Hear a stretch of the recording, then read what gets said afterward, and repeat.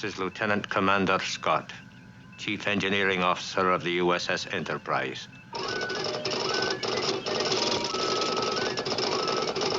Destruct sequence number 3. One of the more interesting TOS episodes, Let This Be Your Last Battlefield, is a story that people either love or hate. It's kind of an interesting thing to analyze.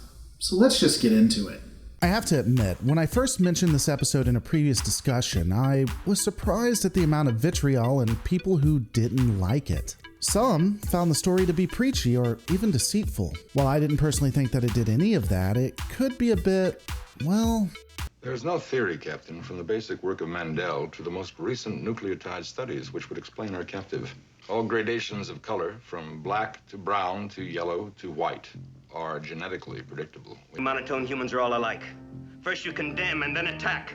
It might be a teensy-eensy, just the slightest bit racist. Looking at the episode proper, it begins with the Enterprise on its way to Arianis, a planet vital for cargo and shipping lanes. The people have been hit with some sort of bacterial infection, and the Enterprise can fix it by just pumping the cure right into the atmosphere. Okay.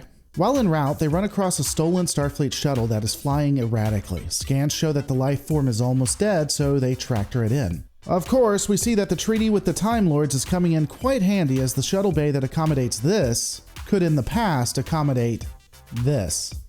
After nursing the criminal back to health, he is elusive in his answers and doesn't help at all. I have to be honest with you here. People like Lokai absolutely annoy me. They start out with legitimate concerns, things that really need to be taken care of, but they go too far. And everything they do is in the name of the cause, so they don't do anything wrong. Thank God that's not a problem these days. Oh, sorry. I just got an alert. The new Thor movie's coming out. I'm interested to see what they're going to be doing with it. Let me take a look real quick. Oh, you have got to be kidding. Lokai is everything wrong with people who act the way Lokai acts. As far as I can tell, he appears to think that anything he does is justified, that he doesn't steal things, he reappropriates them. I have to be honest, I really don't like him. Kirk presses Lokai for information, and he says he's from the planet Charon. The captain points out that he comes from an uncharted part of the galaxy in the southern border. Well, that's okay, except my only concern is if it's uncharted, how do they know what the name is? Perhaps Kirk meant unexplored, and I won't begrudge it much, it's just kind of funny. Kirk isn't able to find out much more from the man, and so tells him that he will be Starfleet's problem soon enough. During the interrogation, the Enterprise attacks but isn't able to visually identify a ship. Kirk returns to the bridge, and they try different efforts to try and determine who or what is out there. The ship appears to be invisible for all intents and purposes. I was about to knock the show for not talking about a cloaking device, but they actually bring it up and discuss that a Romulan vessel is not near, so nice continuity. Unfortunately for the Enterprise, the invisible ship is apparently headed straight for them. The crew braces for impact in the most laughable camera cut of Red Alert that I think I've ever seen in Trek to date. They activate shields and attempt to evade, but it's not enough. The ship collides with the Enterprise, or it's supposed to. Apparently it never hits. The vessel disappears and an alien entity is somehow placed onto the ship. Of course, this entity would put himself directly on the bridge. Luckily for the alien, the Enterprise apparently doesn't have any guards, at least at the moment. You know, I really look to TOS when it comes to them acting like a military, but there are times when they don't even appear to be trying either.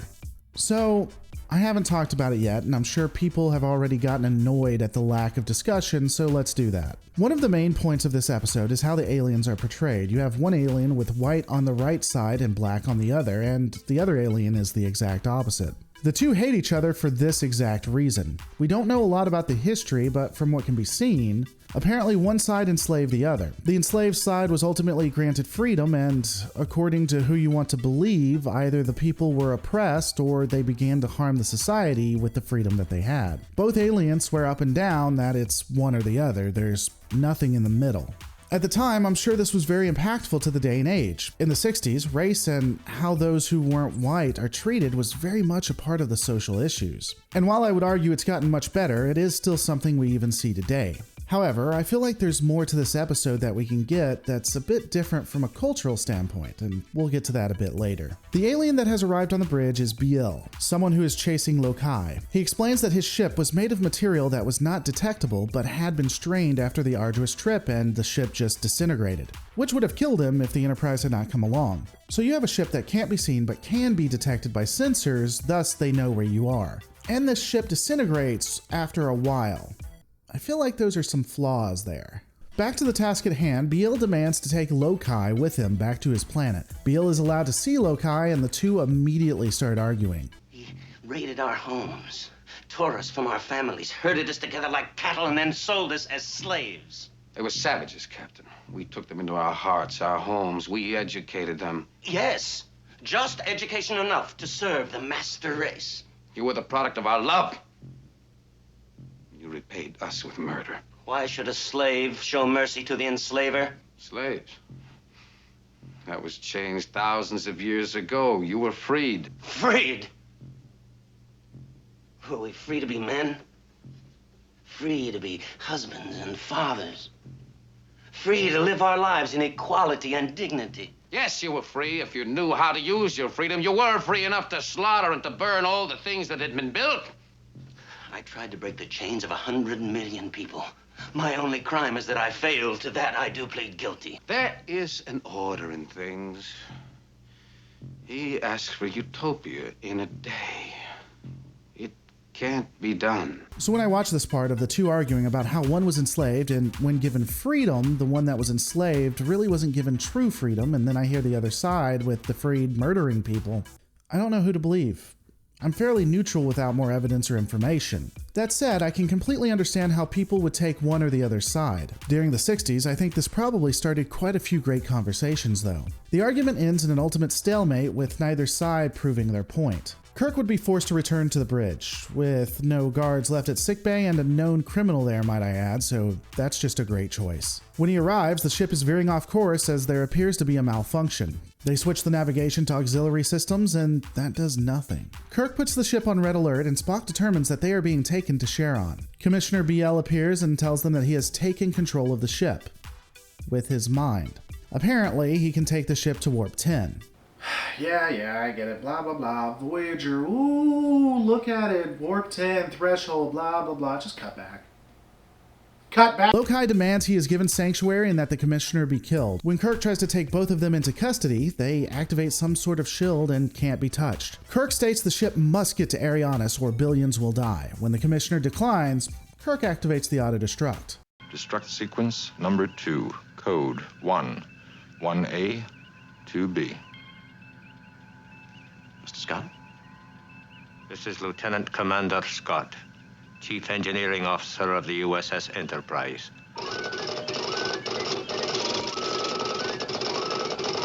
Destruct sequence number 3.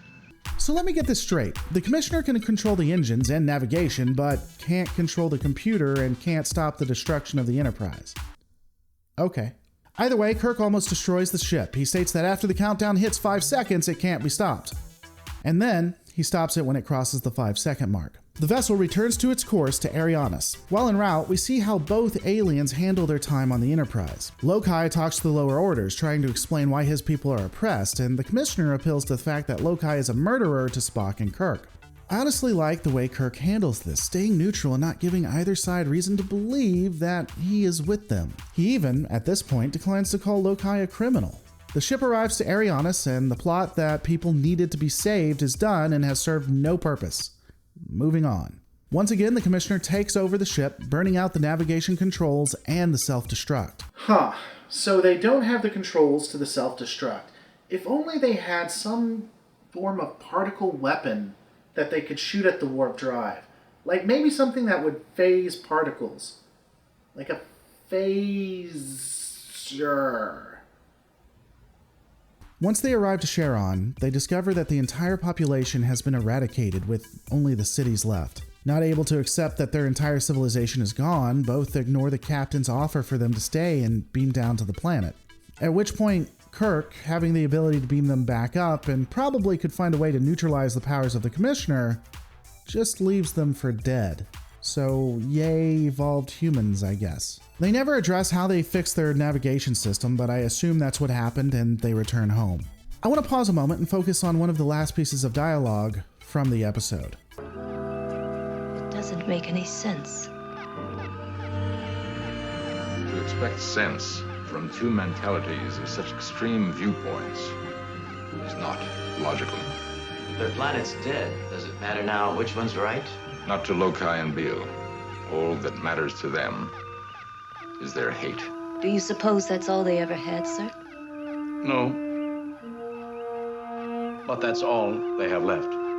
This for me is the most powerful scene and the one most applicable to our culture today. These two people went after each other for centuries, and their civilization destroyed itself.